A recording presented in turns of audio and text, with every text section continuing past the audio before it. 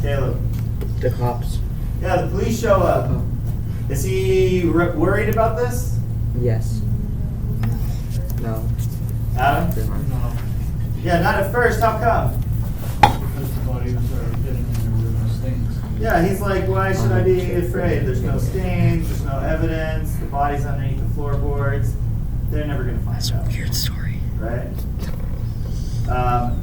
So let's start from there because we didn't get to the very, very end. So the second, or I guess the third to last paragraph, the one that starts, the officers were satisfied, paragraph 16. Does anybody have water? Yeah, you can follow along. Let's start right here. It's sealed. It says, the officers were satisfied. My manner had convinced them. I was singularly at ease. They sat, and while I answered cheerily, they chatted of familiar things. But ere long, I felt myself getting pale and wished them gone. My head ached, and I fancied a ringing in my ears. But still they sat and still chatted. The ringing became more distinct. It continued and became more distinct. I talked more freely to get rid of the feeling, but it continued and gained definitiveness, until at length I found that the noise was not within my ears. No doubt, I now grew very pale, but I talked more fluently, and with a heightened voice. Yet the sound increased, and what could I do? It was a low, dull, quick sound, much such a sound as a watch makes when enveloped in cotton. I gasped for breath, and yet the officers heard it not. I talked more quickly, more vehemently, but the noise steadily increased. I rose and argued about trifles in a high key and with violent gesticulations. You guys know what gesticulations are? You know what? Look at the beginning part of the word. G-E-S-T. What is that root of another word? Well? Doesn't mean like quick and large, fast movements and arm movements and things like that? Yeah, what's that word that I'm talking about come from, Jacob? Gesture. Gestures, yeah, good, gestures. So gesticulations is the same thing, it's just the elongated form. But the noise steadily increased. Why would they not be gone? I paced the floor to and fro with heavy strides, as if excited to fury by the observation of the men. But the noise steadily increased. Oh God, what could I do? I foamed, I raved, I swore. I swung the chair upon which I had been sitting and grated it upon the boards. But the noise arose over all and continually increased.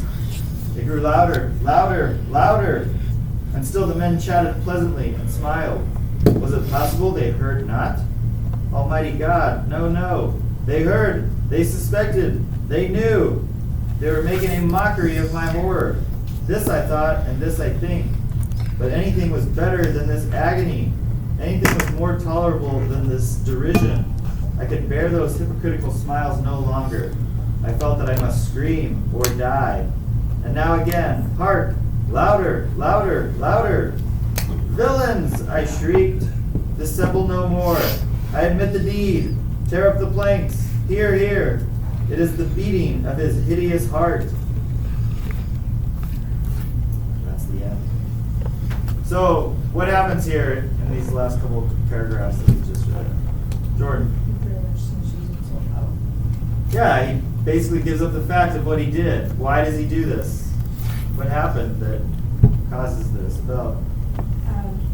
He didn't realize it at first he was pushing it aside the entire time, but like his paranoia and his guilt and like the fact that he wasn't, the fact that he didn't have much sanity, it drove him to, it drove him to like, it drove him to confessing because he couldn't handle the pressure. He was a little... He was a little crazy, right? And that eventually drove him too far and drove him over there. So what is this sound then? The sound is... What do we think this sound is, Jacob? The old man's heart beating. Okay, the old man's heart beating. Even though the old man is still no longer alive, but he's hearing the old man's heart, right, Caleb? What? No, I never heard him. Okay. So we go from at the beginning Okay, what do we kind of feel at the beginning of this? What is kind of the tone that we get at the beginning of this passage? What do we feel like the author's attitude is about what's going on? I mean, this person, this narrator here, what does he seem to be? Does he seem like a nice guy? Does he seem like a determined guy? How do we feel about him, Caleb? I don't know, maybe weird. Okay, well, he's definitely weird. Adam? Little things insane, more or less. Okay, I mean, maybe throughout, yeah, we kind of understand from beginning to end. But how does this guy view himself in the beginning? Boy. Boy. How does this guy view himself at the beginning?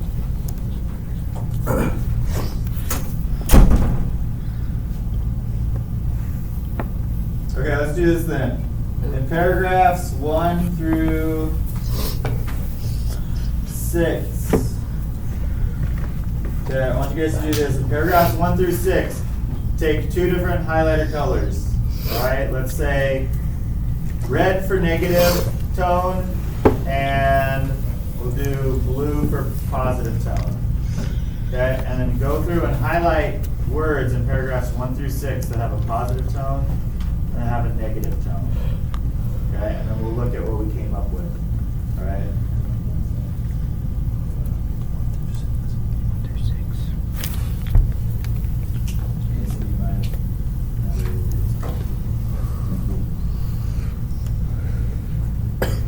So positive and negative tone words. Use the restroom real quick and I'll be right back. Caleb, you're supposed to go see Mrs. Rice. Just hand the pass when you get in and I'll direct you.